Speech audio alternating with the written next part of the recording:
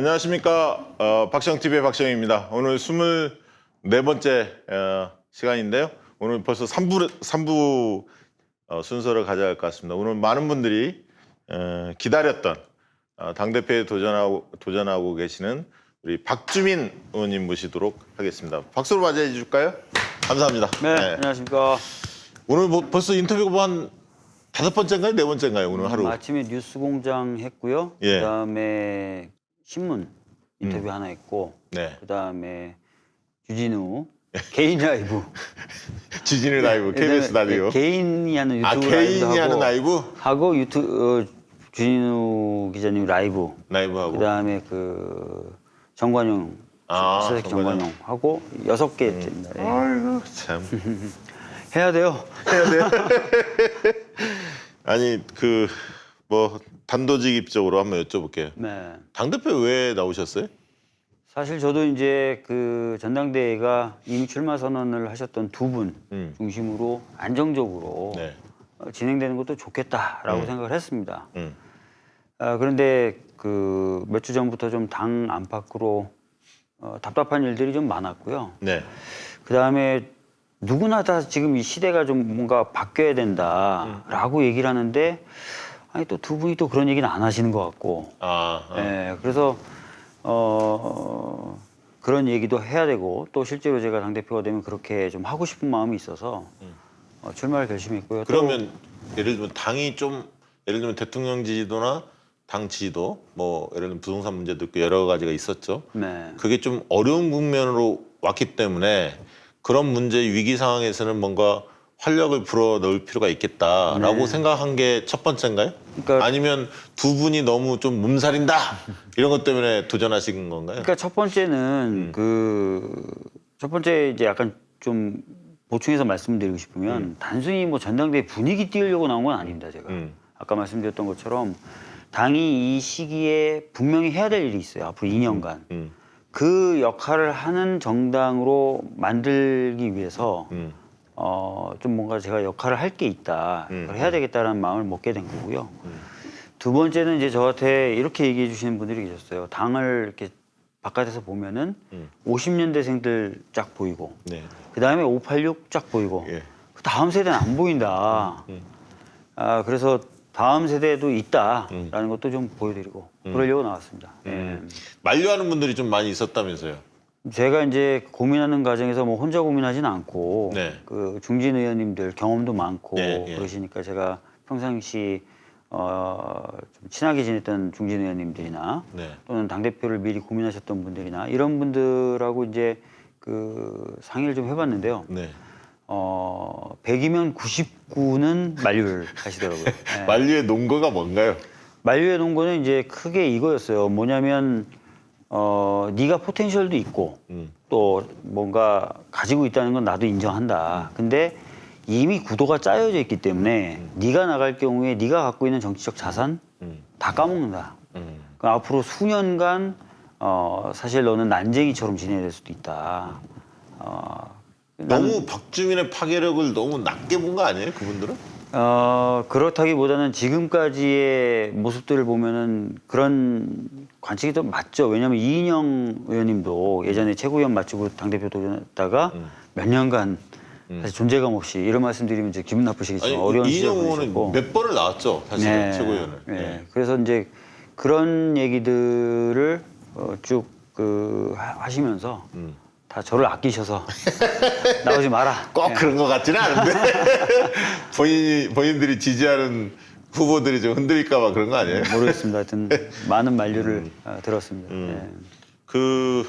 뭐 초선 의원들, 젊은 의원들이 중심이 돼서 네. 뭐 이재정 의원도 저는 뭐 권유했다는 얘기가 들었고 네. 김남국 의원도 굉장히 좋아하던데요? 김용민 의원도 좋아하고. 악마들이에요. 제가 좀 막 저는 사실 끝까지 고민하고 있는데 예. 많은 분들이 또 만류도 하시고 근데 또 젊은 초재선 중심으로 굉장히 또 세게 또 권유를 하셔가지고 네. 예. 그래도 이미지 좋은 분들이 많이 권유하셨어요, 보니까. 네, 네. 이번에 내거는 슬로건이 뭡니까? 시대 전환인가요? 뭔가요? 저는 이제 국민과 함께 가는 두려움 없는 더불어민주당을 만들자. 그러니까 이 슬로건이고요. 두려움 없이 이제 가는 방향은 위기도 극복해야 되고요. 네. 또 전환하는 시대도 준비해야 되고요. 네. 또 현재 해야 될 일도 너무 좌고우면하지 말고 국민 믿고 좀 가자라는 취지에서 그렇게 정했습니다. 그러면 공약으로 좀 내세우는 건 뭡니까 대표적으로?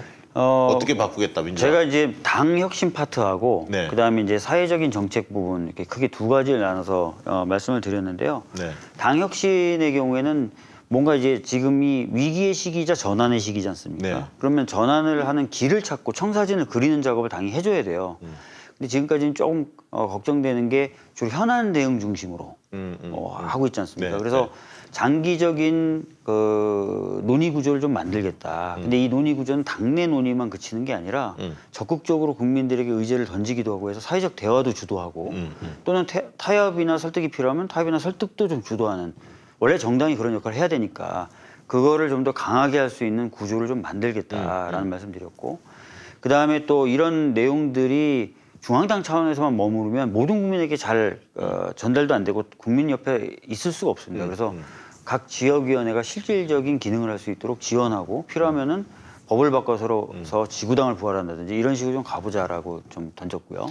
그러면 예전에 우리 네. 박주민 최고께서 지금 최고위원으로 이제 활동하시면서 네. 당의 혁신 당 혁신 부분을 특위. 그걸 담당하셨잖아요. 예. 그러면 지금 갖고 있는 문제 의식이 그때 막 제기는 했을 텐데 예. 잘 실현은 아직 안 된 거죠? 그러니까 그때 당 혁신 특위로 제가 시도했던 게 몇 가지가 있습니다. 첫 네. 번째는 당 플랫폼을 만들어서 이 플랫폼을 통해서 당원들과 의사소통을 활발히 하겠다. 그래서 플랫폼은 만들어졌어요. 네, 네. 근데 아직 안착은 덜 돼 있죠. 네. 하지만 뭐 지금 온라인 전당대회가 가능하다든지 또는 지금 그 플랫폼을 통해서 당원 당규 관련된 당원들의 의견 수렴은 보다 활발하게 이루어지고 있는 건 맞습니다. 근데 네. 좀 더 안착시키고 발전시킬 필요가 있습니다. 또 제가 얘기했던 게 뭐냐면 그때 지역위원회를 강화하겠다라고 해서 최초로 네. 전국 지역위원장 대회를 했었어요. 지금까지는 국회의원들만 워크숍을 했었거든요. 네, 네, 근데 네. 그게 아니라 국회의원과 원내 원외를 다 포함해서 네. 전체 다 모여라 해서 당의 어떤 발전 방향에 대해서 토론하게 만들고 발표하게 만들고 거기서 많이 나오는 것들 추려가지고 과제로 정리해서 또 과제로 내드리고 이런 작업들을 했었고 정책 전당대회 또 제가 제안해서 정책 전당대회와 관련된 활동들이 진행이 됐었죠. 그런 것들을 하고 또 하나는 또 그 당의 어떤 교육 시스템을 좀 갖춰보자 제대로 네. 인재를 양성하기 네. 위해서 그래서 뭐 교육 연수원도 좀 알아보고 교재도 막 했는데 결과적으로 남은 건 이제 민주당 교과서라고 부를 수 있는 당원용 교재 한 권 정도 나온 것에 그쳤는데요. 제가 사실은 그때 가졌던 문제의식을 좀 더 발전시키고 싶은 마음이 있습니다. 당 혁신 관련돼서는. 저는 개인적으로 좀 뭐 여기 나온 분들한테 몇 번 그런 얘기를 했는데 네. 예를 들면 온라인 당원들이 네. 당원 활동을 적극적으로 하려면 실질적으로 수도권에 있는 온라인 당원들은 대개 이제 자가를 소유한 분들도 있지만 그렇지 않고 전월세로 2년마다 4년마다 이렇게 돌아다니는 네. 분들이 많이 있잖아요, 지역에. 맞습니다. 예. 그러다 보면 지역에 애착이 별로 없거든요, 사실. 언제 또 떠날 수 있기 때문에 다른 지역으로. 그럼 그런데 그분들은 직업을 갖고 있는 분들이잖아요, 대개는. 네, 네. 그러면 자기 일하는 분야 아니면 취미와 관련된 것은 관심이 많거든요. 네. 예를 들면 제가 이제 그런 얘기 몇 번 했는데 예를 들면 여론조사업계 있는 사람들 모여라! 누가 깃발을 들면 온라인 예를 들면 직능위원회 같이 커뮤니티들이 만들어지고 광고쟁이들 모여라 하면 광고쟁이들이 네. 모일 거고 좀 명성 있는 사람이 깃발을 들면 그 사람 만나보고 싶었는데 해서 당원들 중에 부산에 있는 당원이 올라올 수도 있고 네. 서울에 번개하더라도 네. 뭐 이런 게 활성화되는 거 아닙니까? 활성화돼야죠. 그야말로 지역위원회가 한 축으로 온리 있는 게 아니라 네. 직능위원회가 무슨 협회나 직능단체 중심으로 있는 게 아니라 생활 속의 커뮤니티가 활성화돼서 네. 한쪽에 직능위원회가 확실히 자리를 잡으면 커뮤니티가 잡으면 온라인 당원들이 얼마든지 할 수 있지 않습니까? 네. 예를 들면 이런 문제의식 가져봤고 두 번째는 이제 청년들 참여를 좀 북돋아야 한다라고 얘기들 많이 하는데 네. 저희 김남국 의원한테도 그 얘기를 했어요. 뭐냐면 청년 주간 같은 거 설치했으면 좋겠다. 무슨 얘기냐면 대학생위원장과 청년위원장이 와서 청년의 문제, 대학생의 문제를 얘기하는 거는 그 사람들은 잘 알지만 네. 나머지 최고위원들이나 지도부들은 잘 모를 수 있지 않습니까? 네. 그러면 당이 하나의 주간을 설정하자는 거예요. 월에 이번 주는 청년 주간, 뭐 다음 달 이때는 뭐 자영업 주간, 네. 그다음에 뭐 예를 들면 그 프리랜서 우리 특수 고용자들 만나는 주간 이런 식으로 정해서 네. 그 일주일간은 모든 지역위원회가 해당되는 지역의 청년들을 만나서 의견 수렴해서 올려라 상향식으로. 좋은 말씀이세요. 예, 왜냐하면 중진 의원들이나 나이가 좀 있는 분들이 청년들이 무슨 생각하는지에 대해서 체감을 했을 때 맞습니다. 어떤 청년 정책이 나왔을 때 그게 힘이 모아지고 이게 입법화도 되고 네. 이 드라이브가 걸리는데 청년 문제는 30대 이하 의원들이 알아서 해. 예를 들면 이렇게 돼버리면 이게 안 굴러가거든요. 맞아요. 제가 그래서 사실은 그 말씀드렸던 것 중에 뭐 구체적인 말씀은 안 드렸지만 국민 옆에 좀 가고 국민 속에 좀 들어가고 다양하게 토론하는 것을 활성화시키자라고 말씀드렸거든요. 그러니까 그런 좋은 아이디어들 받아들여서 네. 할 필요가 있다고 생각합니다. 네, 좀 남다른 네. 색다른 시각들이 있으시니까 당을 좀 부글부글 끓고 여기저기서 뭔가 막 모임이 만들어지고 그리고 막 이런 것들 창의적인 제안들이 막 일어나게. 네, 창의적인 제안이 막 일어나고 자발적으로 뭔가 일을 만들어내려는 사람들이 들어와서 소외받는 게 아니라 진짜 일을 만들어낼 수 네, 있고. 그리고 제가 매번 얘기하는데 선거 때 당원총회 하라면 안 합니다. 맞아요. 왜냐하면 국회의원들은 자기 가까운 대의원 당원들이 있는데 전체 당원총회 하면 자기 위협하는 경쟁하는 상대가 있지 않습니까? 공천 과정에서. 그러면 1년 전에 이게 안 돼요. 네. 그럼 평상시 지금 시기 같은데 내년 대선 때 같은 때에 당원들 총회를 의무적으로 하게 만들어야 돼요. 예를 들면 분기별로 한 번씩은. 그래서 거기 나와서 당원들이 처음으로 인사도 하고 커미티가 만들어지지. 그렇지 않으면 늘 그 국회의원들, 원외위원장들 가까운 사람들만 참여하는 이 당원들 모임이 이루어질 수밖에 없거든요. 그런 좀 혁신적으로 조금 해나갔으면 좋겠다. 그래서 네, 알겠습니다. 붐을 좀 만들어 주시고요. 제주, 강원 이제 유세하시는 거 저 제주 거는 봤어요. 봤는데 제주 거보다 강원 게 조금 더 낫다는 평가를 받습니다. 그랬구나. 강원 거는 제가 다시 들어가서 볼게요. 예. 어쨌든 세 분 유세 스타일이 다 다르시긴 하더라고요. 예. 어때 만족하십니까? 유세 한번 돌아보니까 어떻던가요? 저는 이제 사실은 제주는 처음이다 보니까 그러니까 항상 이제 약간 몸이 풀리고 목이 풀리고 이래야 얘기가 제대로 되지 않습니까? 그리고 사실은 제가 이제 2년 전에 최고위원 선거는 해봤지만 그때는 체육관에 사람 많이 모아놓고 소리 지르는 예. 거였는데 지금은 예시콜에 예. 50명에서 60명 앉혀놓은 상태에서 말씀을 드리는 거예요. 그러니까 이제 분위기가 적응이 안 되는 거예요. 근데 이제 강원쯤 가니까 이제 2번 해보니까 제주하고 이제 강원쯤 가니까 아 대충 어떻게 하면 되겠구나라는 느낌이 오더라고요. 예, 예. 제주는 좀 아쉬움이 있고요. 예. 강원은 그나마 좀 제가 생각했던 대로 된 것 같고. 이렇게 그 연단 옆에 왔다 갔다 막 자유스럽게 하셨잖아요. 그런 패턴은 계속 유지를 하십니까? 사실 그거는 이제 최고위원 재작년 최고위원 선거 기억하시면 예. 제가 왔다 갔다 하는 정도가 아니라 앞으로 막 뛰어나오기도 하고 막 다 했잖아요. 전 사실 원래 그 지방에 강연 다녀도 마이크 들고 계속 돌아다니면서 하거든요. 예, 왜냐면 예. 눈을 마주쳐야 되고 예. 호흡을 해야 되니까. 근데 이제 강원은 예. 아예 마이크를 고정식으로 해놨다. 아, 그랬어요? 네. 예. 반응들은 어떻습니까? 뭐 권리당원들의 반응은 굉장히 뜨거움을 뭐 느낄 수 있어요. 댓글이나 여러 가지 네. 제 주변에도.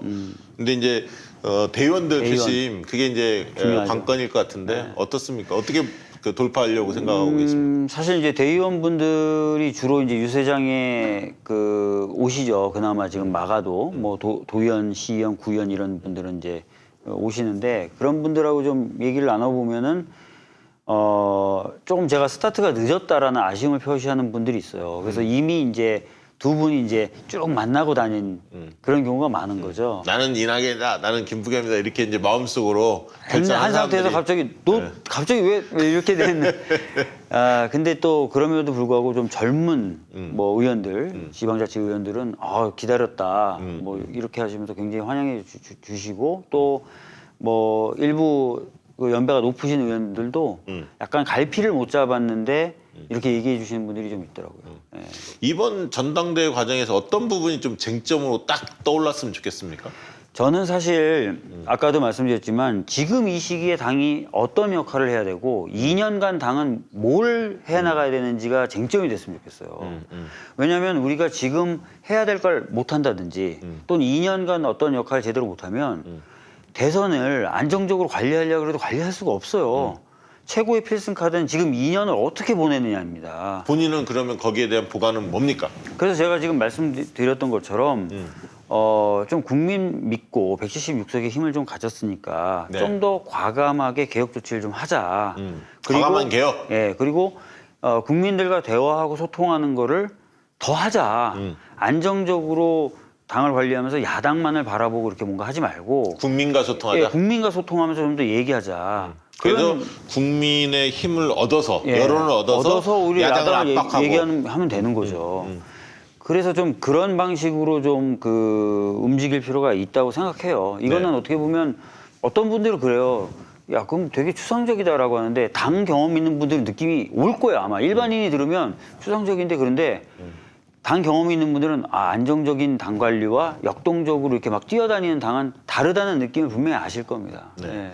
근데 어쨌든 이 과정에서 네. 의원님도 어쨌든 최고위원으로서 오랫동안 활동을 네. 2년 동안 네. 하셨지만 또 당대표라는 거는 또 다르잖아요. 무게감이 다르지 않습니까? 네. 근데 의원님이 이 과정에서 좀 저는 개인적으로는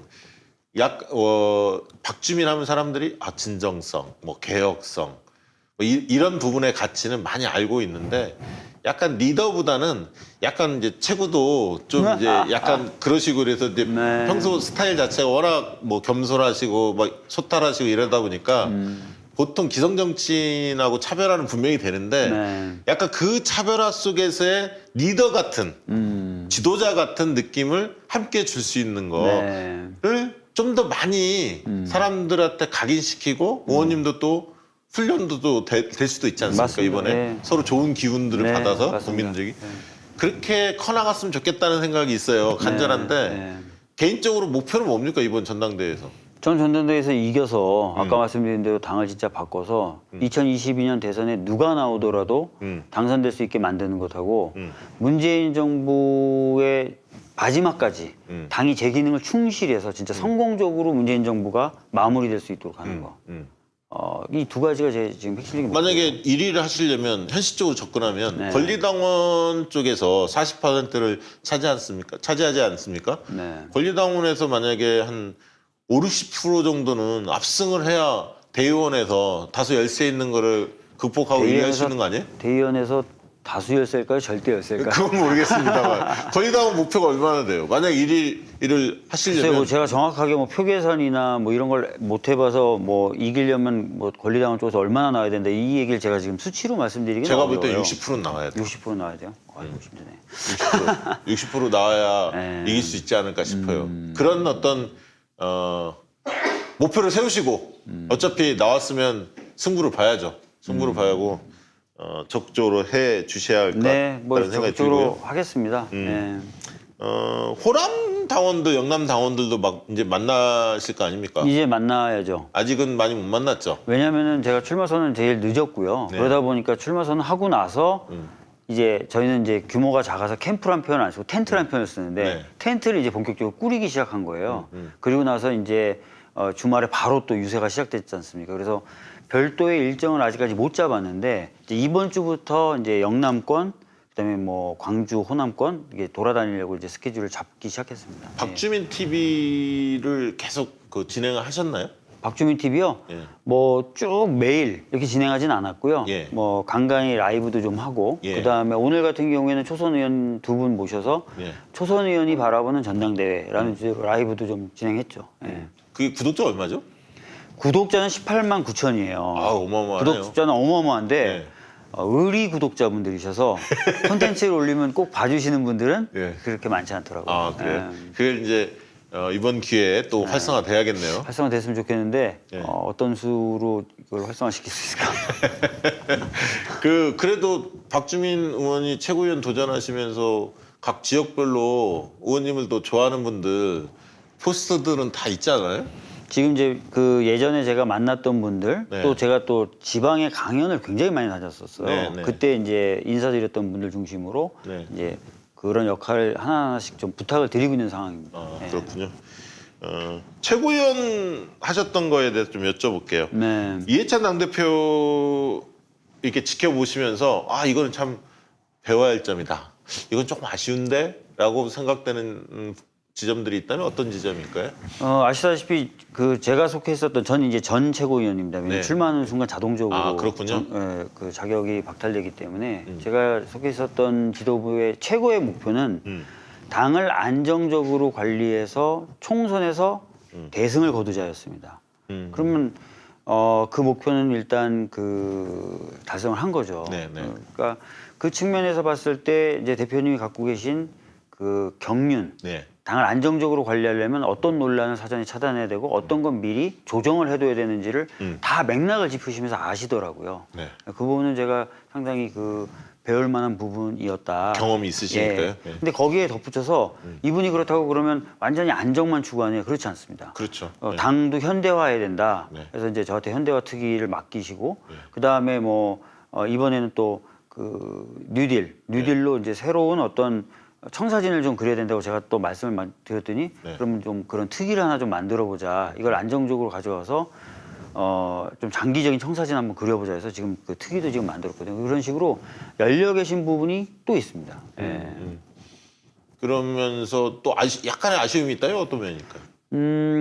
약간의 아쉬운 점은 저라면 이제 그런 것들을 좀 더 발전시켜가지고 이런 것들을 해보고 싶은 거예요. 아까 말씀드렸던 거죠. 좀 더 능동적이고 활력 있게 당이 부글부글 끓고 막 여기저기 들쑤시는 거죠. 대표가 이제 안정적으로 관리하는 게 아니라 여기도 가서 만나면서 저기도 만나면서 막 의견도 듣고 그야말로 일하는 국회 모습 네, 한번 막 제대로 정당히 뒷받침하게 뛰어다니는 거예요. 뭐 예를 들어서 대표가 지금까지는 주로 지방에 가면은 국회의원이나 시도의원, 자치단체장만 만나는데 당원 모여라. 여기 뭐 몇 개 지역구 묶어서 지역위원회 묶어서 당원 모여라 내가 간다. 그래서 그냥 타운홀 미팅도 하고 네. 그런 식으로 막 하는 거예요. 그 필요하면 국민들과도 직접 만나기도 하고. 근데 제가 바쁜 거는 1차적인 거고요. 저는 저희 소속된 국회의원들이나 선출직 공직자들을 막 뛰어다니게 만들려고요. 예. 그런 마음이 좀 있습니다. 예. 그 최고위원 하시면서 그 여러 또 최고위원들하고 호흡도 맞췄잖아요. 박광원 최고도 있었고 네. 또 김혜영 최고도 있고 그런데 네. 김혜영 최고의 스탠스를 가지고 어떤 정치적으로 민감한 부분들 관련해서 당원들이 굉장히 껄끄럽게 생각합니다. 그래서 김혜영 최고 같은 분을 뽑아서는 안 된다 이런 목소리도 사실 나오는 게 현실이에요. 네. 보시기는 어떻게 보셨습니까? 옆에서 지켜보시기. 뭐 김혜영 최고도 고민이 많았어요. 고민이 많고 그래서 이제 그 고민 끝에 나온 발언이라서 지금 제가 이 자리에서 그 발언과 태도에 대해서 뭐라고 말씀드리는 건 좀 적절치 않을 수 있고요. 네. 근데 이제 앞으로 만약에 이제 당이 운영될 때는 좀 내부 토론을 좀 많이 하고 그 내부 토론에서 좀 결정된 게 있으면 좀 힘을 좀 모을 때는 좀 모으고 하는 모습들이 좀 필요한 시기인 것 같습니다. 이 시기가. 그러니까 예. 약간 저는 그 최고위원 정도 되면 지도부잖아요. 그러면 전략적 판단을 잘해야 하고 내부 쓴소리 할 수도 있어요. 네. 때에 따라서. 네. 그런데 얄밉게 보이는 것은 많은 당원들이 지적하는 건 뭐냐면 통합당이나 예를 들면 검찰 문제나 다른 언론의 문제라든가 이런 문제들에 대해서는 함구를 한다는 거죠. 그러니까 내부의 얘기만 비판할 때만 목소리를 내세우지 밖의 문제에 대해서는 함구한다는 얘기예요. 싸울 땐 싸우지 않는다는 거죠. 그러니까 원래 쓴소리를 제대로 하려면 중심이 있어야 되거든요. 자기 중심이. 이제 예를 들면 그런 부분에 대해서 굉장히 비판적인 거예요. 보이거든 이게. 뭐 누구든지 막 밖에 문제 싸우고 또 내부 얘기도 꼬집어야 할 것들 단호하게 얘기하면 아 저분은 밖의 문제는 밖의 문제들, 안의 문제는 안의 문제대로 균형 감각이 있구나 이렇게 생각하고 이걸 또 전략적으로 판단할 때 판단해줘야 하는데 그런 부분이 저는 개인적으로 좀 아쉽더라고요. 그리고 누군가는 김혜영 의원을 친하게 지냈으면 누군가는 진솔하게 그런 얘기를 해줘야 하거든. 근데 언론이 왜냐면 언론은 내부 얘기하면 늘 받아쓰기 좋고 부풀릴 수 있기 때문에 언론에서는 김혜영 의원 이런 사람들 최고로 치겠죠. 금태섭 의원이나. 네. 근데 그분들이 과연 금태섭 의원도 검찰개혁 문제에 대해서 세게 얘기한 적이 있냐 이거지. 잘못된 게 있잖아요, 몇 가지는. 근데 그럴 때 얘기 안 한다는 거지. 예를 들면 그런 것 때문에 이 내부 쓴소리 한 사람에 대한 입장이 안 좋은데 저는 내부 쓴소리 할 수도 있다고 봅니다. 내부 쓴소리 충분히 할 수 있고 토론은 당에서는 무조건 해야 됩니다. 네. 그래서 이제 그런 부분에서 당대표 되시면 네. 최고위원 중에서 생각이 다른 분들이 나올 텐데 네. 잘 그런 거를 알아듣게 얘기를 해서 방향을 잡아주셔야 한다는 생각이 좀 들었고요. 네.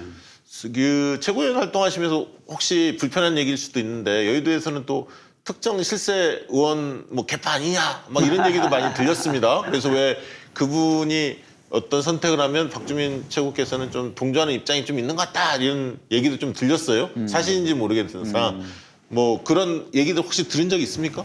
얘기 들은 적 있죠. 들은 적 있고 뭐 얘기 들은 적 있습니다. 근데 지금 뭐 예를 들어 대표 출마라든지 또는 과거에 최고위원 출마라든지 이런 중요한 사항들을 비롯한 여러 가지 결정은 저 혼자 합니다. 저도 그렇게 예, 들었어요. 저 혼자 하고 예. 뭐 그래서 어느 쪽에서 보더라도 저는 약간 아웃사이더 같은 부분, 약간 그게 또 약점이 될 수도 있기도 하고 또 그게 장점일 수도 있는데 본인 정치적으로 성장하는데 도움도 준 게 없는 것 같은데 제가 볼 때는 그런 분들이 뭐 실제 정치 뭐 입문할 때도 제가 옆에 있었잖아요. 잘 알잖아요. 어떻게 지역을 선정했는지.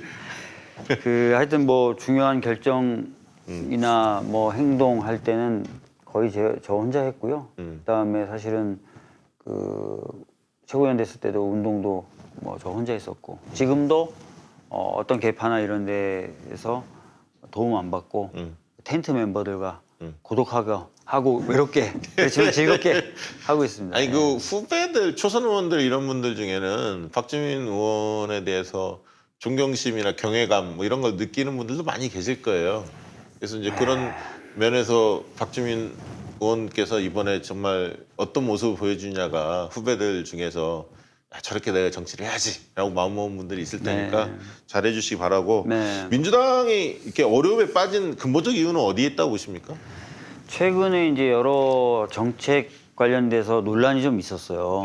그리고 몇 가지 이제 태도 면에서 문제도 지적되곤 하는데 정책 관련된 부분에 대해서는 좀 말씀을 드린다면 조금 과감할 때는 과감할 필요가 있습니다. 네네. 그리고 과감하더라도 굉장히 그 정책에 구체성이 있고 세밀함이 있으면 또 되거든요. 그렇죠, 그렇죠. 근데 예. 약간 세밀함은 떨어지면서 주저는 하고 이러다 보니까 뭐 하는지 모르겠다. 그게 이제 대표적으로 이제 부동산 네, 정책. 부동산 정책이 그런 거죠. 괜히 건드려 놓기만 한 거 같고 효과는 없는 거 같고 이런 평을 받는 경우가 좀 있었다는 거죠. 그러니까 약간 그런 부분에 있어서는 저희들이 신경을 좀 더 쓸 필요가 있습니다. 예. 부동산 문제에 대해서는 박주민 의원께서도 여러 보관이 많이 있으시잖아요. 뭐 예를 들어서 지금 정부가 잡고 있는 방향은 굉장히 좋은 방향이에요. 다주택자를 예. 겨냥해 가지고 여러 가지 이제 그 복합적인 처방을 내는 건 굉장히 바른 방향이고 올바른 메시지인데 아쉽게도 그렇게 정책을 낼 때마다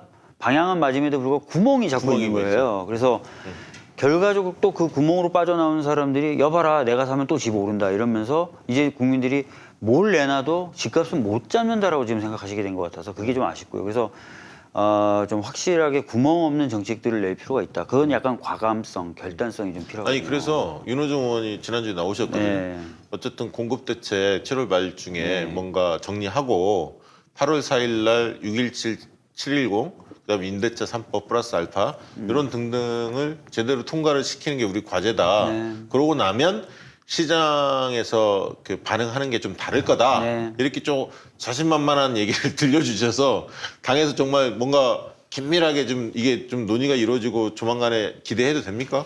지금 뭐 관련돼서 지금 TF도 만들어서 네. 논의도 하고 있고 예. 정부나 청와대하고 굉장히 촘촘하게 이야기를 하고 있는데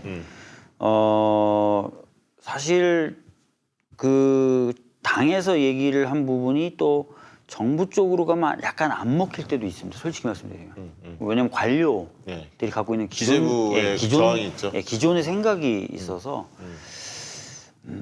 끝까지 좀 긴장감을 늦추진 말아야 될 것 같습니다. 그러니까 대통령께서 되게 갈등이 있으면 당의 입장들을 좀 존중해서 네. 판단을 하시는 것 같은데 네. 어쨌든 중심을 좀 잘 잡고 네. 가주셔야 하지 않을까 싶고요. 네.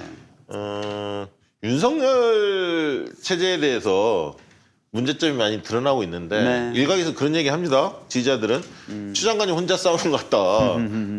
검찰 개혁에 대한 스피커들을 좀 키우고 같이 좀 팀워크를 맞춰야 하지 않느냐. 물론 이제 뭐 여러 의원들이 얘기합니다. 김남국 의원도 마찬가지고 얘기는 합니다만 이런 지금 오늘도 뭐 추 장관하고 또 저 법사위 전체회의에서 보니까 막 티격태격했던데 어떻게 보세요? 지금 뭐 언론이나 이런 데서는 추미애 장관과 윤석열 검찰총장의 관계를 자꾸 이상하게 좀 그 비틀어서 프레임을 잡고 있어요. 근데 뭐 잘 아시겠지만 사실 법무부는 검찰에게 많은 권한을 주는 대신에 검찰을 통제할 권한을 갖고 있는 부서입니다. 인사든 예, 감사든 인사든 뭐 감찰이든. 네, 감찰이든. 근데 지금까지는 그게 오히려 작동이 안 되었어요. 왜냐하면 법무부가 곧 검찰이고 검찰이고 법무부였기 때문에. 네. 그러니까 나름 이제 문재인 정부 들어와서 법무부가 탈검찰화되면서 그 시스템이 작동하기 시작한 거라고 보는 게 오히려 맞습니다.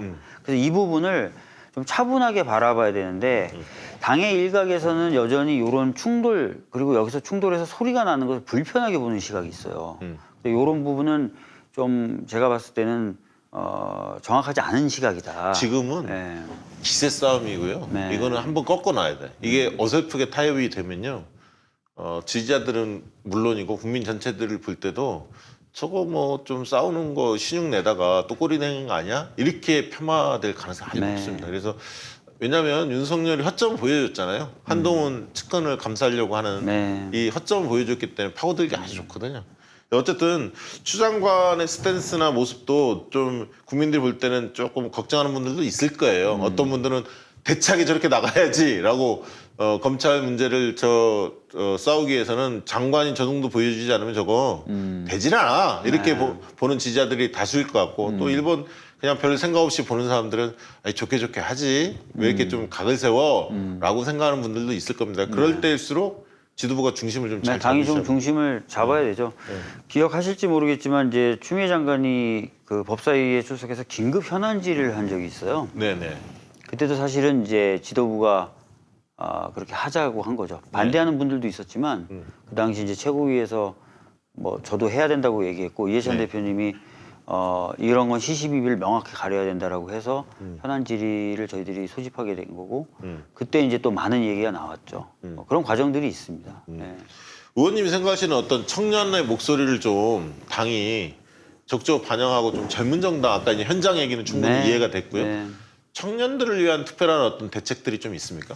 저는 이제 당 입장에서 좀 말씀드릴게요. 여러 가지 예. 뭐 정부나 뭐 이런 데서는 청년 정책이 아니라 당이 이제 청년들과 어떻게 할 것인지에 대한 초점을 맞춰서 좀 말씀드리면 청년들의 목소리가 지금까지 보면은 약간 좀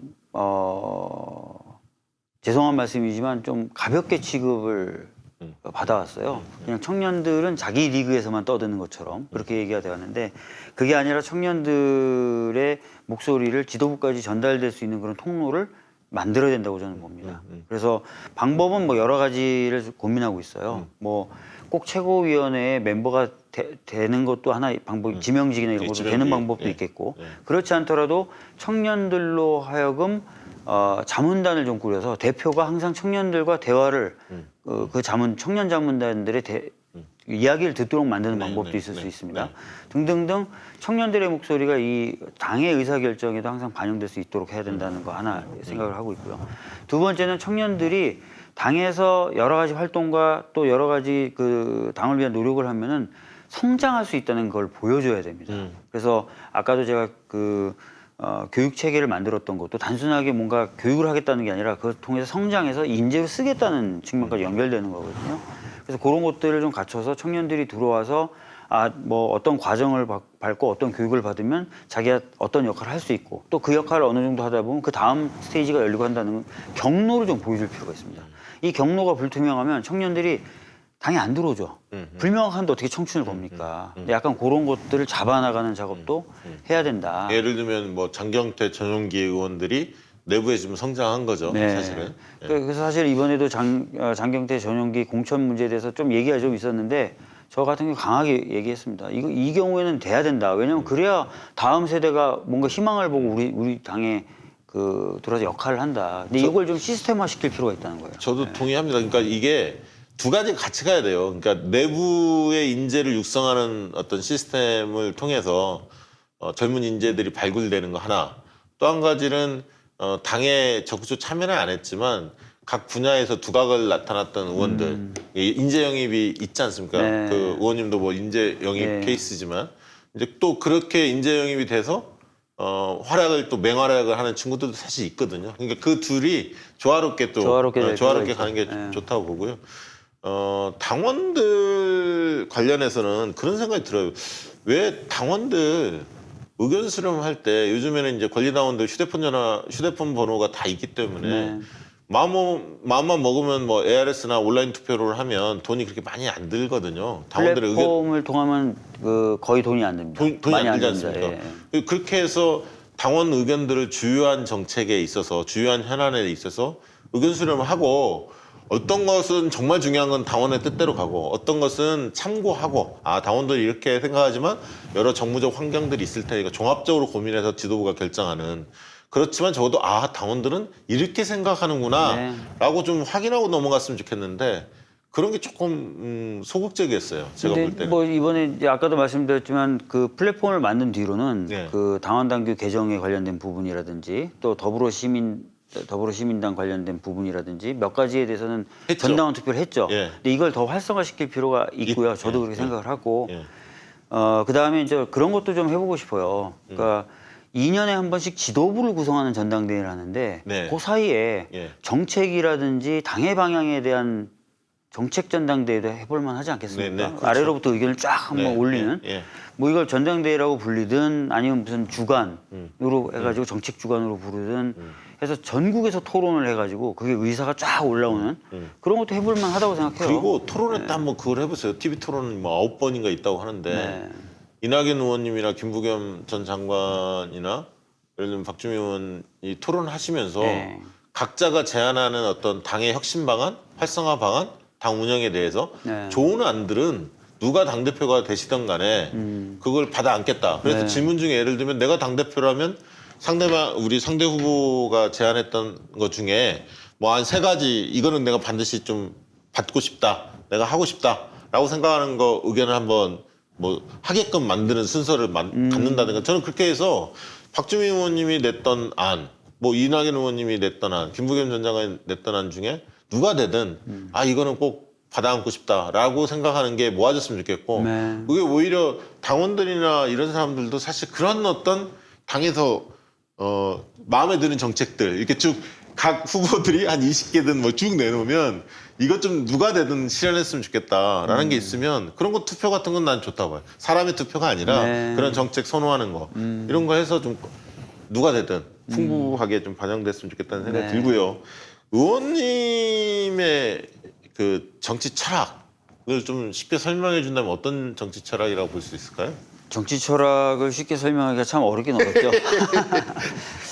그냥 뭐 제가 어떤 역할을 하고 싶어서 정치를 하는가라는 부분을 말씀드리면 좋을 것 같은데 저는 뭐 제가 이제 초기에 입당하고 그 다음에 이제 정치를 하기로 마음 먹었을 때부터 보다 좀 많은 사람들이 행복한 사회 예. 그걸 꿈꿨어요. 굉장히 뭐 추상적이지 않냐라고 얘기하실 수도 있는데 큰 방향으로 그렇게 어떻게든 가는 거고 그 큰 방향을 하기 위해서 이제 그 뒤에 그 다음 규모의 그 다음 크기의 강론이 붙는 거고 그 다음부터 그걸 더 구체적으로 하는 정책이 나오는 거고 그런 건데 제가 이제 생각하는 거는 좀 더 많은 사람이 행복한 그런 사회를 만드는 게 정치다. 제가 하고 싶은 정치도 그거다. 그렇게 생각해요. 사회적 약자들 어려움에 빠져 있는 분들은 의원님 뵈면 굉장히 편하게 느낄 것 같아요. 진솔한 얘기를 하고 싶어 할 것 같고. 어제 제가 우연히 유튜브를 뒤지다 보니까요. 예. 제가 당대표 출마했다고 제 사주를 분석한 유튜브가 있더라고요. 그래서 막 사주를 막 써놓고 막 분석을 하는데 그 사주가 맞는지 모르겠지만 그분 풀이로는 제 사주가 이렇게 괴롭고 힘든 사람들을 모이게 하는 그래서 이제 그분들의 뭔가 그걸 들어주려는 사주래요. 그래서 이제 본인은 굉장히 피곤하고 음습해 보인다는 거예요. 야, 그렇군요.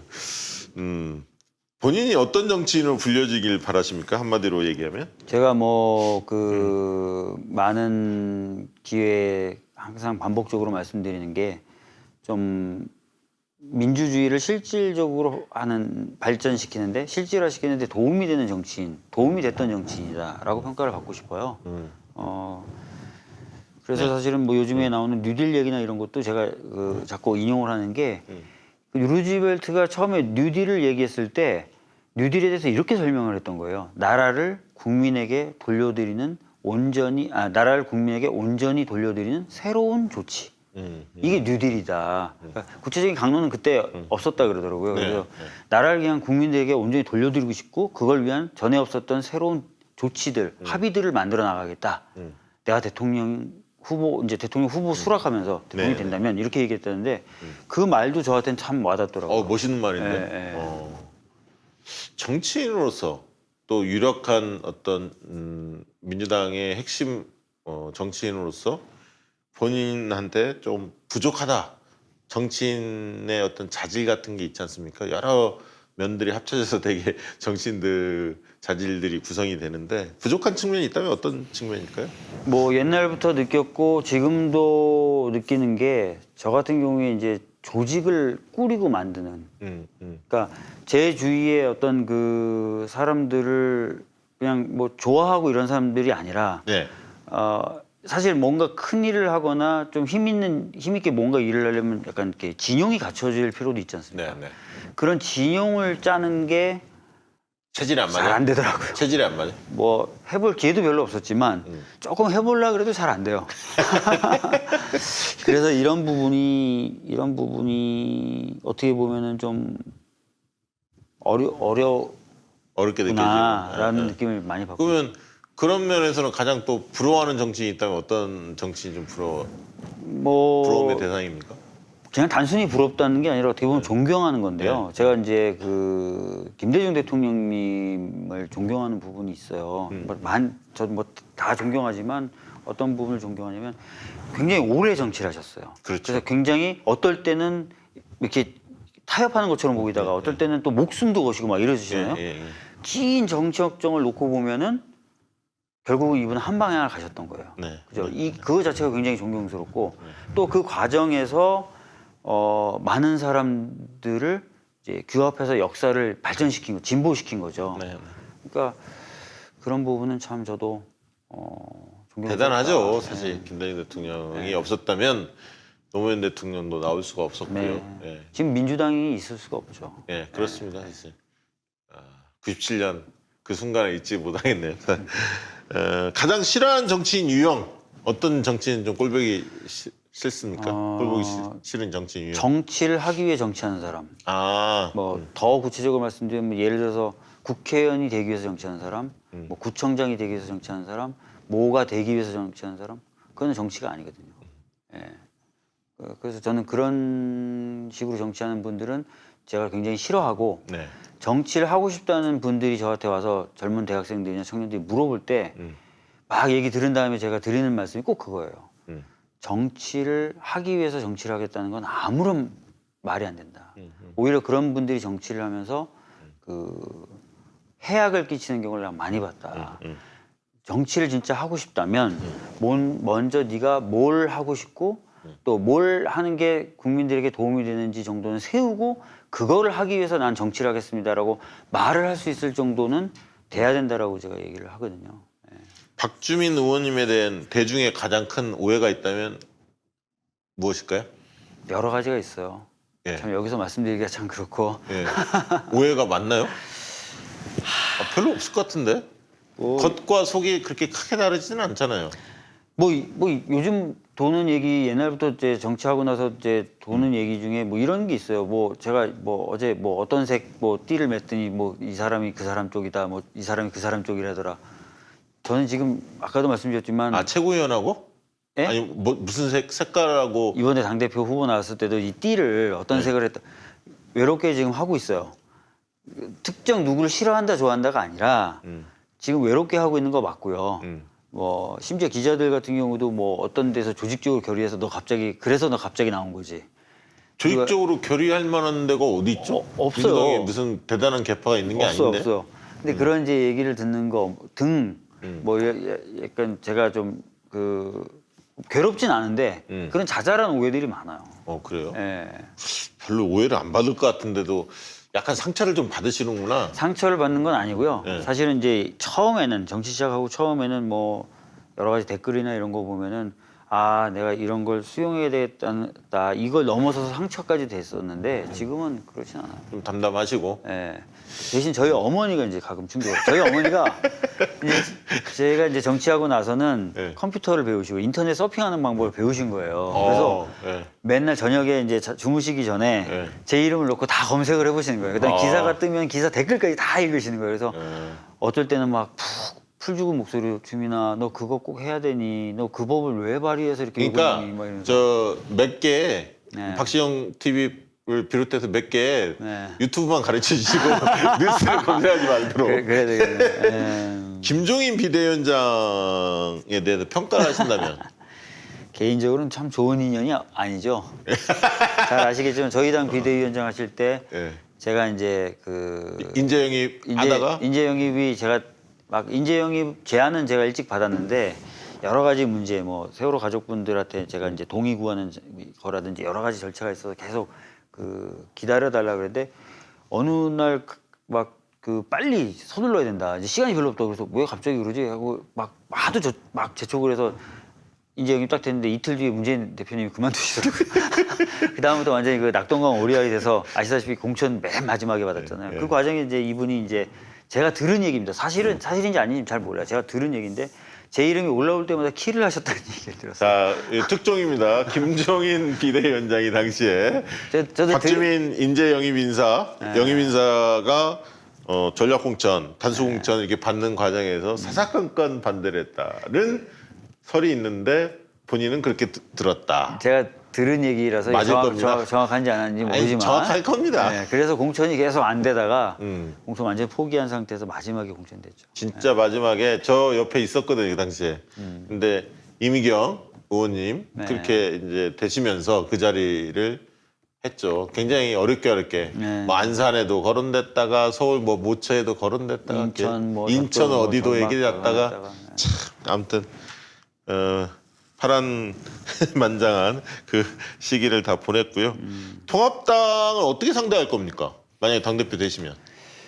아까도 말씀드렸던 것처럼 뭐 국회 구성하는 파트너니까 당연히 이제 뭐 대화도 하고 해야 될 거예요. 근데 통합당만 바라봐서는 안 풀립니다. 그렇죠. 20대 국회 때 저희가 뼈저리게 느꼈어요. 통합당만 바라봐서는 오히려 문제가 안 풀리고요. 필요할 때는 국민들과 얘기를 하고 또 그 국민들과의 대화 속에서 해답도 찾고 힘도 찾아서 이거 봐라. 이게 국민들 뜻이다. 라고 얘기하는 게 저는 오히려 맞을 수 있다고 저도 생각합니다. 그 부분에 100% 동의합니다. 네. 예, 그러니까 책임 정치라는 게 바로 그겁니다. 그러니까 교착 상태에 있을 때 국민을 보고 소통을 하고 그 여론의 힘을 얻어서 그러려면 말도 안 되는 언론에 장난치는 거, 가짜뉴스 막 이런 부분에 대해서는 또 단호하게 우리가 싸워줘야 네. 국민들이 오해하지 않고 들을 수가 있어요. 그러니까 예전에 제가 재밌는 대화를 나눴던 기억이 있어요. 기자분들하고 밥 먹으면서 막 제가 무슨 얘기를 했냐면 막 플랫폼을 만들어서 플랫폼을 오픈하고 많은 정보를 직접 국민들에게 제공하고 막 이런 꿈을 제가 막 얘기했더니 밥을 먹던 기자분이 어떻게 얘기하냐면 그럼 저희는 뭐 먹고 살아요? 그 얘기를 이렇게 얘기해요. 그럴 겁니다. 예. 그러니까 정치하고 국민이 멀어지고 이 간격이 벌어지면 벌어질수록 이 사이에 기자들이 많이 들어가는 거예요. 어쩔 수 맞습니다. 없죠. 예. 근데 이제 이게 너무 많이 벌어지다 보면 기자들이 이걸 제대로 전달 안 할 때가 더 많이 생길 수가 있습니다. 그래서 저희 같은 사람 싫어요. 그래서 기자들이 네. 그래서 요거를 많이 붙여야 돼요. 붙여야 기자분들이 이제 사실을 보도할 가능성도 높아지죠. 네. 민주당 재집권 가능성 어떻다고 보세요? 높죠. 높습니다. 높다고 보세요? 예, 지금 현재도 저는 높다고 봅니다. 다만 아까도 말씀드렸듯이 지금부터 2년 이 위기의 시기, 전환의 시기라는 걸 굉장히 잘 보내야 돼요. 그래서 국민들이 야 176석 줬더니 정말 일을 잘하는구나 라는 판단이 서야 다음에 또 표를 줍니다. 176석 줬고 뭐 지방자치단체들 다 맡겼고 뭐 했는데 되는 게 없네? 다시 표를 주실 이유가 없어요. 예.